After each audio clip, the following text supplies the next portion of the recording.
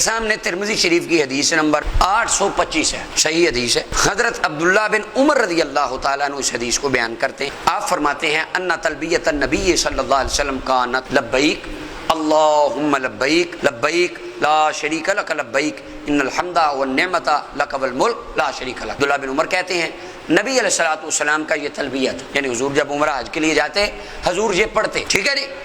امام ترمذی کہتے ہیں حدیث صحیح ہے، یہ عمل اس پر اہل علم کا۔ امام شافعی رحمۃ اللہ علیہ فرماتے ہیں، ذرا توجہ سے آپ نے بات سننی ہے، امام شافعی فرماتے ہیں وَإِن زَادَ فِي التَّلْبِيَّةِ شَيْئًا مِّن تَعْظِيمِ اللَّهِ، یہ تلبیہ ہے لبیک اللہم لبیک لبیک لا شریک لک لبیک ان الحمد والنعمت لک والملک لا شریک لک، یہ حضور نے ہمیں سکھایا ہے۔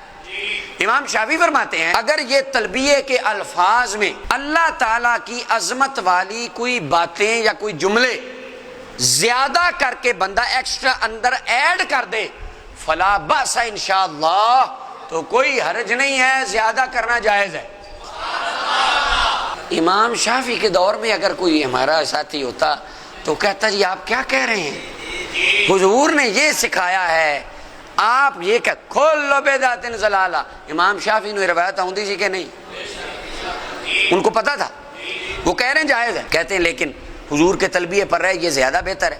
آگے امام شافعی کہتے ہیں وَإِنَّمَا قُلْنَا لَا بَأْسَ بِزِيَادَةِ، اور جو میں نے کہا ہے امام شافعی دلیل دیتے ہیں کہ حضور نے جو طریقہ سکھایا ہے اس میں آقا کریم علیہ السلام نے لوگوں کے اعتبار سے سکھایا کہ یہ ادب ہے، اگر کوئی بندہ اس میں دو چار باتیں زیادہ اپنی طرف سے ادب کی ایڈ کر دے تو یہ جائز ہے۔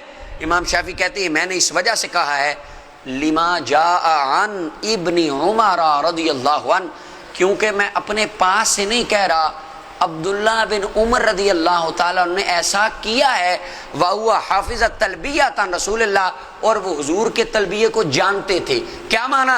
آگے 826 نمبر روایت ترمذی کی عبداللہ بن عمر رضی اللہ عنہ سے کہ وہ انہوں نے تلبیہ پڑھا لبیک اللہم لبیک لبیک لا شریک لک لبیک ان الحمد والنعمت لک والملک لا شریک لک۔ آگے وکان عبداللہ بن عمر یقول، آگے حضرت عبداللہ بن عمر کہتے ہیں ہذہ تلبیۃ رسول اللہ صلی اللہ علیہ وسلم، یہ میرے آقا نامدار حضور دو عالم کا تلبیہ ہے۔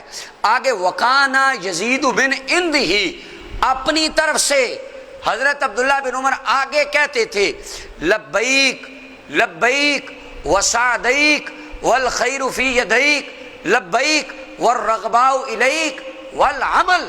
حالانکہ امام شافعی فرماتے ہیں حضور کے تلبیہ کو جانتے تھے، اگر حضرت عبداللہ بن عمر تلبیہ جاننے کے باوجود اللہ کے احترام میں، اللہ کی محبت میں، اللہ کی تعظیم میں چار لفظ زیادہ کہہ دیں تو ابن عمر جنتی ہیں۔ اگر ہم روزہ رکھنے کے ساتھ 2 دیگیں پکا دیں، 4 لائٹیں لگا لیں، جلوس نکال لیں، محفل کر لیں، عبداللہ بن عمر جنتی ہیں، انشاءاللہ ان کے پیچھے ہم بھی جنت میں جائیں گے۔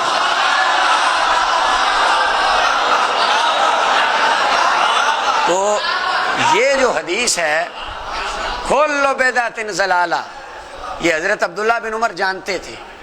چھینک کے موقع پر وہاں پر کوئی ادب کی زیادتی نہیں تھی، لہذا انہوں نے وہاں پر اس لیے روکا، اور یہاں پر تعظیم کی زیادتی تھی، خود سکھایا۔ اور امام ترمذی کہتے ہیں ھذا حدیث حسن صحیح، کوئی یہ نہ کہے کہ نہیں اس کی سند میں ایک راوی ہے اس کو بخار رہتا تھا تو ہم مانتے نہیں ہیں، ایسے ہوتا ہے۔ خوارج کا یہ مسلمہ اصول ہے، جو روایت شان نبوت میں آ جائے، شان ولایت میں ہو، عقائد اہل سنت میں آئے، اس کو آلٹریشن کر کے ضعیف کر دیں۔ تو لہٰذا یہ روایت بھی صحیح ہے، عبداللہ بن عمر کا عقیدہ بھی صحیح ہے، عمل بھی صحیح ہے، اور سنی بھی صحیح ہے، اور حضرت عبداللہ بن عمر صحابہ کی موجودگی میں کر رہے ہیں، لیکن کسی صحابی نے اعتراض